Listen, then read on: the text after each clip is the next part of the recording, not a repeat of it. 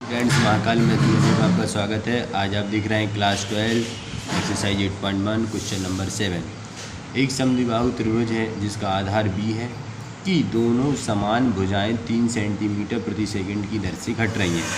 त्रिभुज का क्षेत्रफल किस दर से घट रहा है जबकि दोनों समान भुजाओं के आधार बराबर है। ठीक है, तो आइएगा इस क्वेश्चन को करते हैं। एक त्रिभुज बना लेते हैं अपन,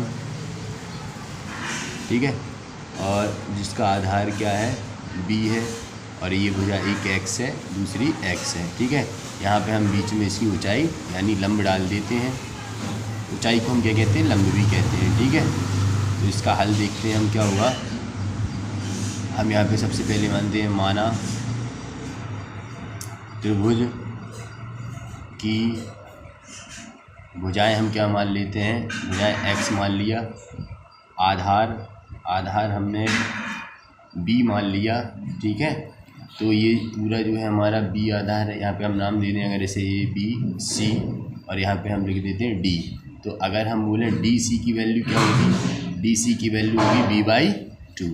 ठीक है, क्योंकि ये आधे आधे भाग में बट जाएगा। ठीक है, यहाँ पे आधार हमारा b है और हमें क्या दिया है कि जो हमारी भुजाएं हैं dx/dt के सापेक्ष 3 सेंटीमीटर प्रति सेकंड की दर से घट रही हैं। ठीक है, ये हमने कर दिया है।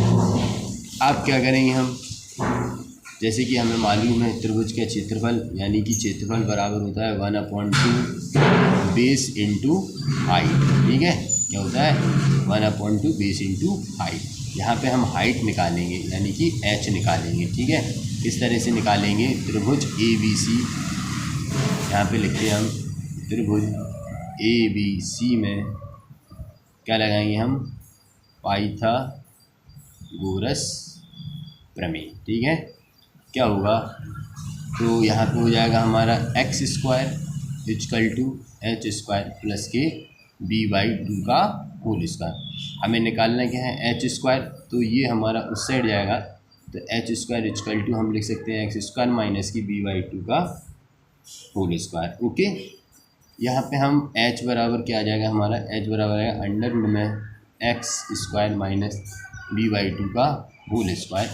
ये हमें क्या मिल गई, उसकी हाइट मिल गई। अब हम इसे क्या करेंगे, हम इसे त्रिभुज के क्षेत्रफल में रख देंगे। त्रिभुज के क्षेत्रफल यानी कि a = 1/2, बेस हमारा जो है पता है b है, क्योंकि हम अभी कर चुके थे कि उसमें क्वेश्चन में दिया है जो बेस है, आधार है जो b है।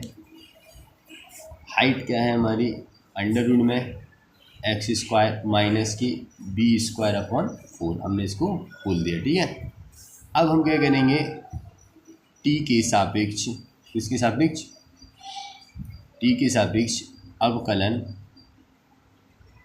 करने पर क्या करेंगे, t के सापेक्ष अवकलन करने पर, तो यहाँ क्या हो जाएगा, dA/dt = 1/2b। अब देखो इसका अवकलन किस तरह से करते हैं, यह हमें मालूम होगा। इसे हम कुछ इस तरह से भी लिख सकते हैं, इसे 1/2b और ब्रैकेट में x² माइनस की b²/4, और ऊपर क्या कर देंगे 1/2। तो इसका जो अवकलन हुआ इतने का, वो क्या हो जाएगा 1/2, और इस पर पावर आ जाएगी माइनस की 1/2, तो ये नीचे आएगी। ठीक है, ये नीचे आ जाएगा। यहाँ पर बोलते हैं 1/2 अंडर रूट में x² माइनस की b²/4, फिर x² माइनस इसका भी उपकलन कर देंगे हम, x² माइनस की b²/4। तो ये तो कांस्टेंट है, तो इसका तो 0 हो जाएगा। ठीक है, इसका बचेगा क्या, 1/2b यानी 2 का मल्टीप्लाई हो जाए तो 4 हो जाएगा। ठीक है, इंटू x² का हो जाएगा 2x अपॉन अंडर रूट में x² माइनस की b²/4, क्या हो जाएगा b²/4। अब हम इसे क्या करेंगे, ये हो गया अपना। ठीक है, b²/4। यहाँ पे हम क्या कर सकते हैं, इसे कैंसिल कर देंगे 2 से। ठीक है, तो हमें क्या मिल जाएगा, dA/dt = bx/2 अंडर रूट में x² माइनस b²/4। ठीक है, ये हमको मिल जाएगा। इसके नीचे 1 मान लेंगे। इसका अगर हम एलसीएम करें, चलिए यहाँ से कर लेते हैं अपन। dA/dt equal to bx/2 under root में एलसीएम हो जाएगा 4, यहाँ हो जाएगा 4x² माइनस के b²। इसमें से हम क्या करेंगे, dA/dt इक्वल टू bx2 और ये 2 बाहर आ जाएगा तो अपन में 2 हो जाएगा। अंडर रूट में क्या हो जाएगा, ये 4x² माइनस के b²। ठीक है, 2 से 2 कैंसिल हो जाएगा तो यहाँ बचेगा क्या, dA/dt इक्वल टू। अच्छा, फिर हमने एक और गलती कर दी। क्या गलती कर दी कि x का भी तो अवकलन होगा तो t के सापेक्ष dx/dt भी हो जाएगा। क्या हो जाएगा, dx/dt जो हमें दिया है। तो यहाँ लिख देंगे dx/dt। तो यहाँ पे हम जो वैल्यू रख देंगे कितनी, -3 dx/dt की हमें दिया था। -3 bx/ अंडर रूट में 4x² माइनस के b²। अब उन्होंने क्या दिया है हमें, जबकि दोनों समान भुजाएं आधार के बराबर हैं, दोनों समान भुजाएं आधार के बराबर हैं, तो x की जगह हम क्या लिख सकते हैं, b।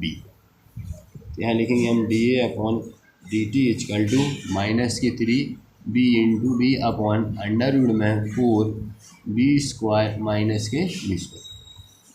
यहाँ हो जाए dA/dt equal to -3b² upon under root में 3b²।